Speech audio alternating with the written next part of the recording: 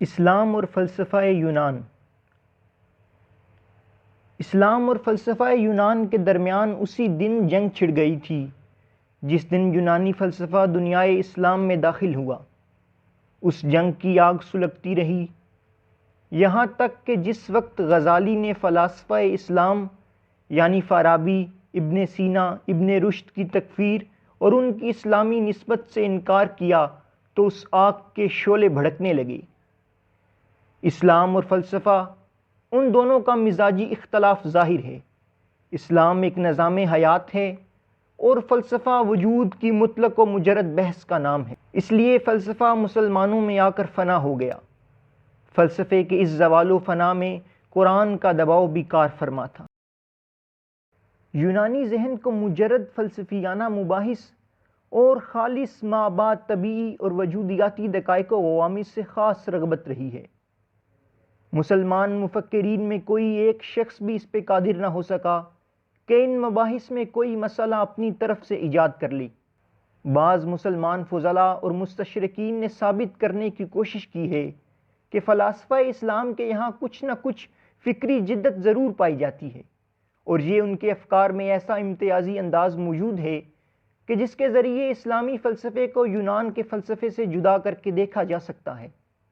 واضح رہے کہ اس رائے سے یہی ظاہر ہوتا ہے کہ فلسفہ اسلامی اور فلسفہ یونان میں شدید مطابقت پائی جاتی ہے۔ جو مسلمان مصنفین اور مغربی مبصرین مسلمان فکر کے غیر تخلیقی ہونے پہ مصر ہیں، ان میں فرانسیسی دانشور ارنسٹ رینان کو بڑی اہمیت حاصل ہے۔ اس نے سامی نسل، جس میں عرب مسلمان اور یہودی دونوں شامل ہیں، کی تحلیل عقلی کرتے ہوئے اس نسل کے فکری نقص و قصور کا ذمہ دار ایک مخصوص مزاج اور ذہنی افتاد کو ٹھہرایا ہے۔ وہ کہتا ہے کہ سامی ایک خاص دائرے میں بطور نتیجہ ایک خاص امر کا استنباط کرنے کے خوگر ہیں۔ وہ امر توحید ہے۔ رینان کی رائے کا خلاصہ یہ ہے کہ سامی اس نظریہ توحید کے علاوہ کوئی اور نظریہ ایجاد نہیں کر سکے،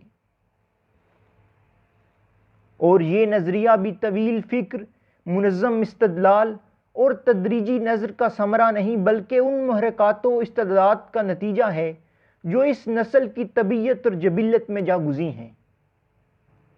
نظریہ توحید دراصل سامیوں کی فطرت اور جبلت ہے۔ اسی جبلت اور فطرت نے ان کو ایک ایسے مذہب کی بنیاد ڈالنے پر آمادہ کیا جس میں ایک باعظمت، عظیم القدرت اور جلیل الصفات ہستی کو مرکزی حیثیت حاصل ہو، یا یہ کہ اس کو خالق و ارض و سما مانا جائے۔ اس افتاد اور رجحان کا ظہور سامیوں میں ذہنی یا فطری طور پر ہوا ہے، ایک قوی الہام اور قوت وجدان کی طرح۔ یہ الہام اور وجدان نوع انسان کی اس باطنی قوت سے مشابہ ہے جو تاریخ انسانیت میں مذہب اور زبان کے ظہور کا سبب بنی ہے، اور سامیوں ہی سے مخصوص نہیں بلکہ نوع انسانی کا خاصہ ہے۔ البتہ اس باطنی قوت کے ذریعے سامی نسل میں ایک مخصوص مزاجی اور ذہنی کیفیت کا ظہور ہوا۔ اس مخصوص مزاجی کیفیت کو پیش نظر رکھ کر سامی عقل کے نقص و قصور کی مکمل تشریح کی جا سکتی ہے، اور ضمناً یہ بھی معلوم کیا جا سکتا ہے کہ اسلامی ذہن تخلیقی فکر پر کس لیے قادر نہ ہو سکا۔ صورت یہ ہے کہ سامی ذہن میں پیچ در پیچ مسائل کی گنجائش نہیں، ان کا ذہن سادہ اور فکر بسیط ہے۔ ان کا ادراک تنقید و ترکیب کا متحمل نہیں ہو سکتا۔ سادگی، وحدت اور بساطت کا ایک عام اور مطلق احساس ان کی زندگی کے ہر شعبے میں کار فرما ہے۔ ان کا کمال ہی یہ ہے کہ وہ اپنی فکری سادگی اور ذہنی بساطت کو برقرار رکھنے پہ قادر ہیں، چنانچہ اس یولیدگی، تنوع، تعدد اور کثرت سے محفوظ رہے جن میں آریوں کی دینی فکر سرگرداں رہی۔ ایک دوسرے مستشرق گوائٹر نے اسلامی عقل کے فکری نقص و قصور کی تشریح عرب کے طبعی حالات اور ماحول کو پیش نظر رکھ کر کی ہے۔ وہ لکھتا ہے کہ عرب قبائل کے مزاج و ذہن پر عرب کی نرم و سبک ہواؤں باد سموم کے تیز و تند جھونکوں، وسیع میدانوں اور اونچے اونچے ٹیلوں کا خاص اثر ہے۔ ان کی مزاجی کیفیت اس متضاد صورتحال کے عین مطابق واقع ہوئی ہے، اور اسی صورتحال نے ان کی عقل کو صحرائی عقل بنا دیا ہے۔ یہ صحرائی عقل متناقص اور متضاد پہلوؤں کی طرف مائل رہتی ہے، یعنی کبھی بے حد رحم، کبھی دہشت ناک اور بے رحمی، کبھی انتہائی بخل اور کبھی حد درجہ فیاضی۔ ان کی طبیعتوں میں اعتدال مفقود ہے۔ یہی کیفیت عرب نظام فکر و ثقافت کا خاصہ ہے۔ عرب مختلف چیزوں کے درمیان ربط پیدا کرنے کی صلاحیت نہیں رکھتے۔ ان کے ذہن اور مزاج کا رخ ایک انتہا سے دوسری مخالف انتہا کی طرف رہتا ہے۔ اس کے برخلاف آریہ مختلف امور کے مابین ربط و تلازم کا رشتہ تلاش کر کے ایک سلسلے سے وابستہ کرنے کی قدرت اور استعداد کے حامل ہیں۔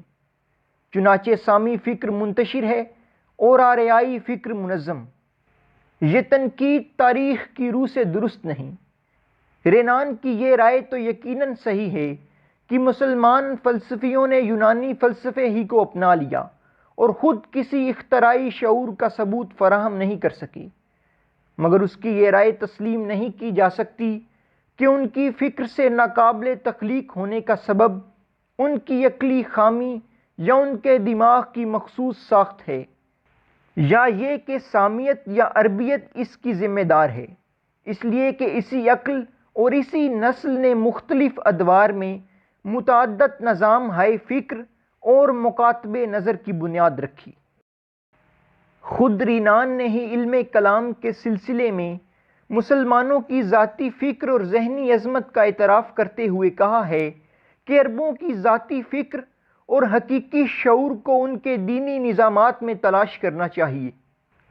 گائٹر نے بھی اپنی اس رائے میں انصاف پسندی کا ثبوت نہیں دیا کہ عربوں کے تفکر میں ترتیب و تسلسل معدوم ہے، کیونکہ اسلام کے مشائی فلسفے کا تو خاص وصف ہی یہی ہے کہ وہ مرتب اور منظم ہے۔